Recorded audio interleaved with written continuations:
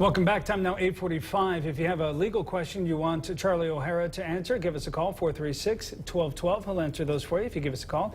Hey, first, you and I were talking during the break. We have a transition of power that's going to be happening here, and that transition can impact laws here in Kansas and what we actually enforce on the federal level.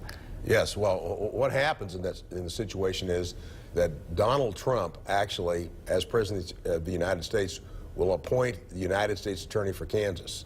It will be someone that he appoints personally. They'll have to go through the federal system and be, put in office. But he will actually appoint the United States Attorney, and what he and Jeff Sessions, who's going to be his Attorney General, decide to enforce may be different than the laws President Obama enforced through Loretta Lynch. She was the Attorney General.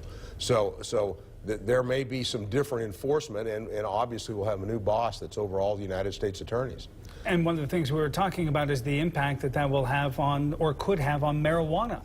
Well, it sure could. I don't know what Donald Trump's going to do with it, but right. Marijuana remains against the law under the federal system. So in Colorado, even though the state says you can sell marijuana, and they're selling marijuana, if the federal system, if the new Attorney General says we're going to enforce the federal laws, they can actually shut down everything in Colorado. Now, there's been no indication they're going to do that because Donald Trump has said something about that. I think that he believes in states' rights, but technically, the federal laws make it a crime to possess marijuana anywhere in the United States, and I think that even came up in that case that was in front of Judge Martin here in Wichita just this week. Yeah, with Shauna Banda. Yes. Now, the other thing is interesting is immigration as well, because the Obama administration has taken a stance on immigration and how to handle people who are in the country illegally, and Donald Trump has a different view on that, and that could impact how immigration officials actually go about their business and who they pursue. That's true. Now, we don't know what he's really going to do with that, right, because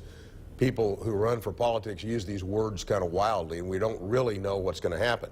President Obama, quite frankly, I think deported quite a lot of people, and there were a lot of people deported under his administration. Now, whether Trump deports more or less, we don't know. We'll find out. He easily could, based on what he said. Well, and I think I saw a number at one point that Obama deported more people than any other president before him, so quite a number of people. Yes, that's true. That's true. Sure have. Charlie O'Hara, yeah. Were you about to say something else? Well, I mean, it's just a constant problem. Yeah. These people, what we need on the immigration laws is something consistent so people know what to do. If they're going to leave the country, they know to leave the country. If they're going to be able to stay, they know to stay.